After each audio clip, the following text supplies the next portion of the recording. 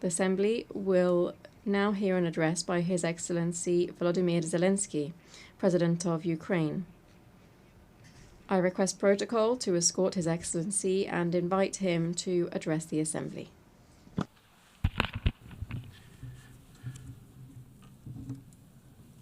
Madam Chair, Deputy Secretary.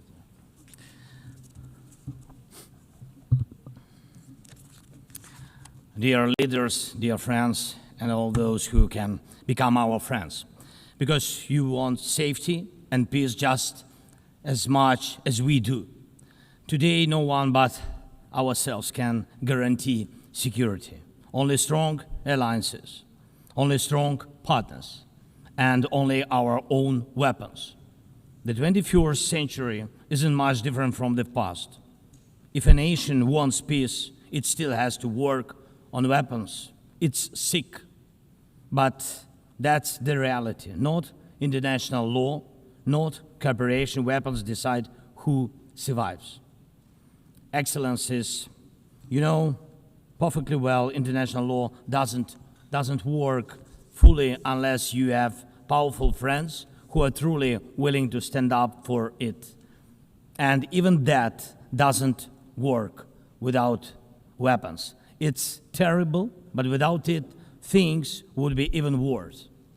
There are no security guarantees except friends and weapons. No Ukrainian choice this kind of reality.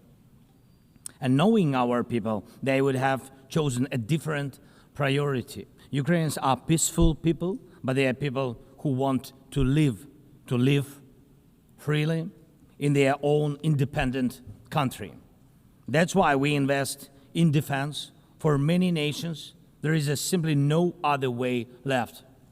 Nations can speak about their pain from stages like this, but even during bloodshed, there isn't a single international institution that can truly stop it.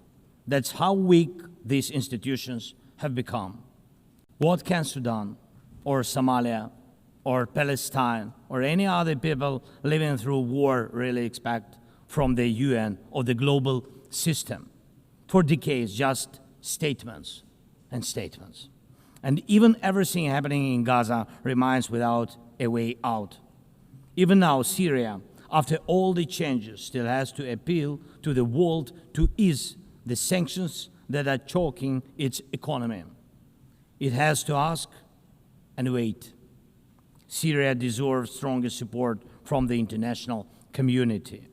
And as Russia's war against my country goes on, people are still dying every week. Yet there is no ceasefire because Russia refuses.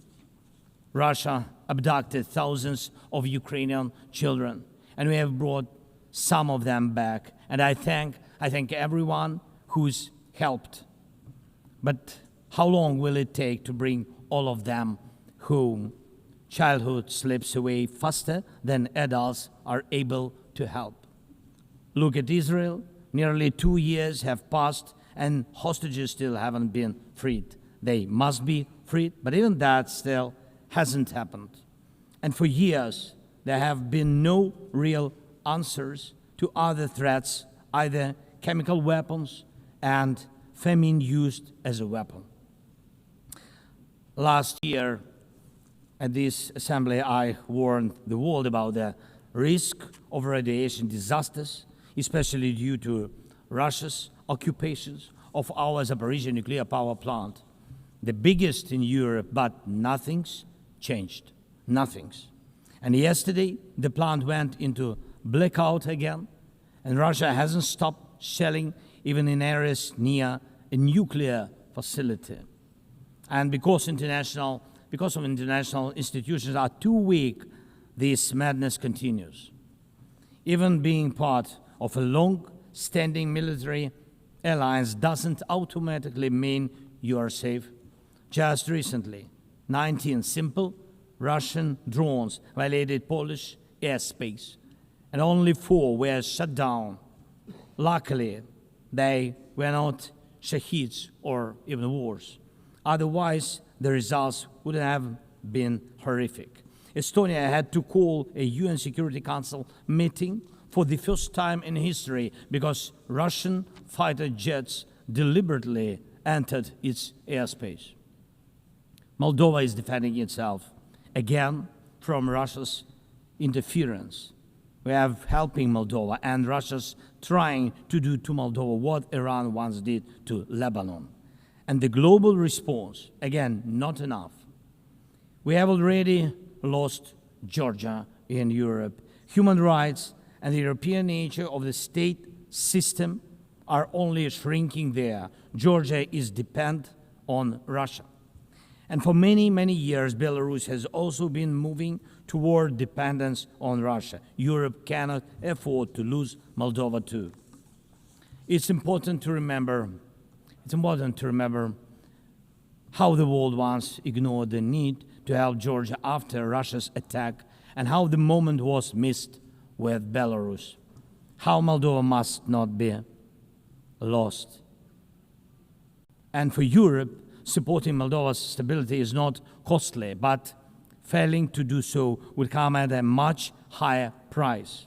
That's why the EU needs to help Moldova now with funding and energy support, not just words or political gestures. We must not forget about protecting the rights of people and the rights of nations in regions where these rights are under threat. The UN Charter and the Universal Declaration of Human Rights must apply everywhere. But the Taliban in Afghanistan dragged a whole country back into the dark ages. Cartels in some Latin America countries are more powerful than the government there. This is all about collapse of international law and the weakness of the international institutions. And so it's about the rise of weapons. Weapons decide who survives. Excellencies, yesterday President Trump stood right here in this hall, and God saved him from a murder attempt during the campaign. A shot was fired from a rifle, and just a fraction of an inch saved his life. Just days ago, President, along with hundreds of thousands of Americans, honored the memory of Charlie Kirk.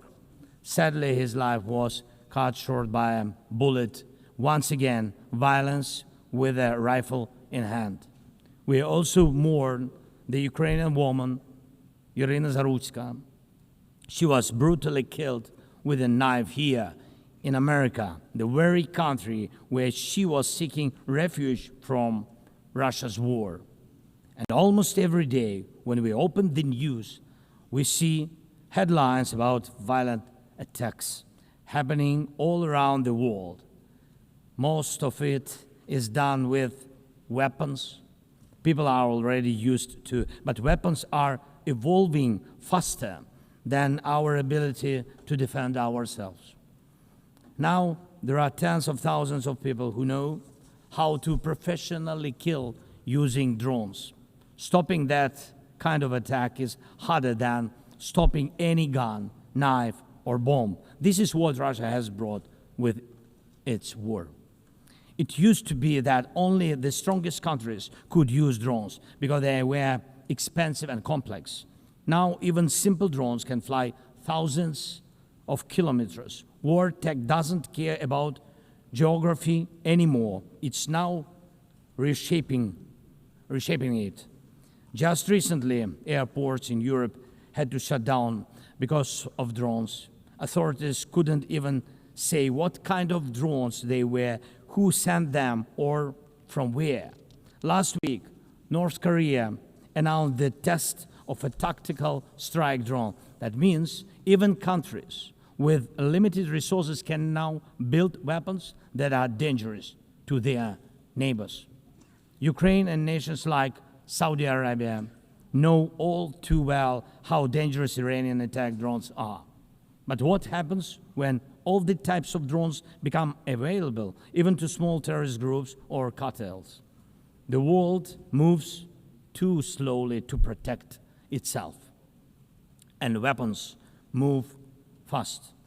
Now companies are already working on drones that can shoot down other drones, and it's only a matter of time, not much, before drones are fighting drones, attacking critical infrastructure, and targeting people all by themselves, fully autonomous and no human involved, except the few who control AI systems.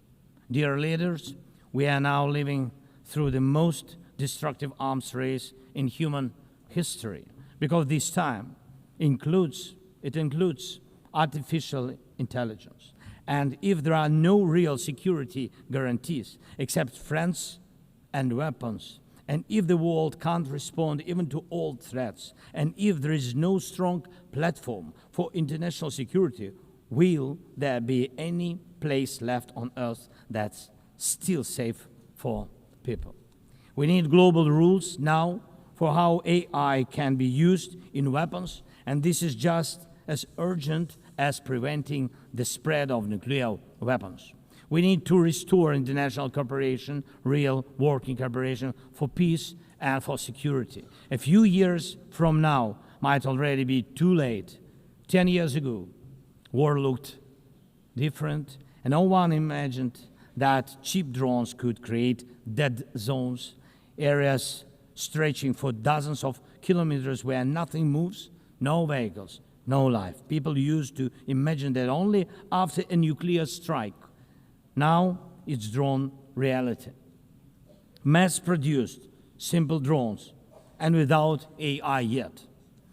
Ukraine doesn't have the big fat missiles dictators love to show off in parades, but we do have drones that can fly up to 2,000-3,000 kilometers. We had no choice but to build them to protect our right to life. Control over the sea used to depend on having a big navy. Ukraine doesn't have a big fleet, but we succeeded. In the Black Sea, we pushed what's left of the Russian navy into remote base. And we did it with sea drones. That's how we protect our ports and maritime trade routes, because Russia has left us no other choice. And our spiderweb operation, when cheap drones destroyed or damaged dozens of expensive Russian strategic bombers, became a real example for special forces around the world of what new weapons can do to old systems. These very Russian bombers attacked our cities. And none of this would have happened if Putin had not started this full-scale aggression, full-scale war. And every year that this war goes on, weapons become even more deadly. And only Russia deserves to be blamed for this.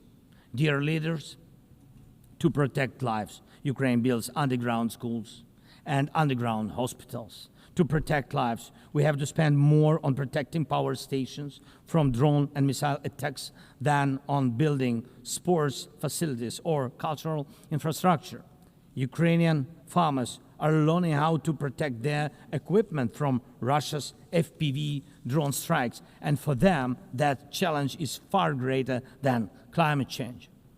Russia's war has put us in this situation, but do you have protection against similar threats? The facts are simple.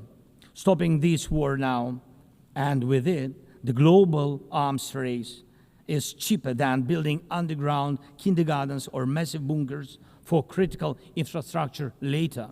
Stopping Putin now is cheaper than trying to protect every port and every ship from terrorists with sea drones. Stopping Russia now is cheaper than wondering who will be the first to create a simple drone carrying a nuclear warhead. So we must use everything we have together to force the aggressor to stop. And only then do we have a real chance that this arms race will not end in catastrophe for all of us. If it takes weapons to do it, if it takes pressure on Russia, then it must be done. And it must be done now. Otherwise, Putin will keep driving the war forward wider and deeper. And we told you before, Ukraine is only the first, and now Russian drones are already flying across Europe, and Russian operations are already spreading across countries, and Putin wants to continue this war by expanding it, and no one can feel safe right now. So first, we are now building a new security architecture for ourselves. More than 30 countries are already part of our coalition, and we are strengthening army, launching joint weapons production with partners, and defining financial commitments for defense in a way that could become a security model for any other nation. If security guarantees work for Ukraine, something more than just friends and weapons, it will mean that people were able to make national security not a privilege for a few nations, but a right for everyone. Second, we are ready to make our modern weapons become your modern security, your modern weapon. And we have decided to open up arms exports. And these are powerful systems tested in a real war when every international institution failed. And we are also ready to grow our defense production together with strong partners so that their protection is modern and reliable. You don't need to start this race from scratch. We're ready to share what has already proven itself in real defense. And third, many in the world are still relaxed. Still. But look at how many countries are here at this General Assembly, countries that are at war, or just came out of war, or are trying to stop one, or openly getting ready for one. War has already reached too many people to pretend it has nothing to do with you. So it depends on you. Whether you help peace or continue trading with Russia and helping Russia to fund this war, it depends on you. Whether prisoners of war will be freed, whether abducted children will come home, whether hostages will be free. It depends on you. What will define existence? War like now, or our joint strong actions as it should be? Yesterday we had a good meeting with President Trump, and I also spoke with many other strong leaders, and together we can change a lot. Of course, we are doing everything to make sure Europe truly helps. And of course, we count on the United States. I appreciate the support we are receiving. Yes, much depends on the G7 and G20, but in the end, peace depends on all of us, on the United Nations. So don't stay silent while Russia keeps dragging this war on. Please speak out and condemn it. Please join us in defending life and international law and order. People are waiting for action. Thank you so much. Slava Ukraini.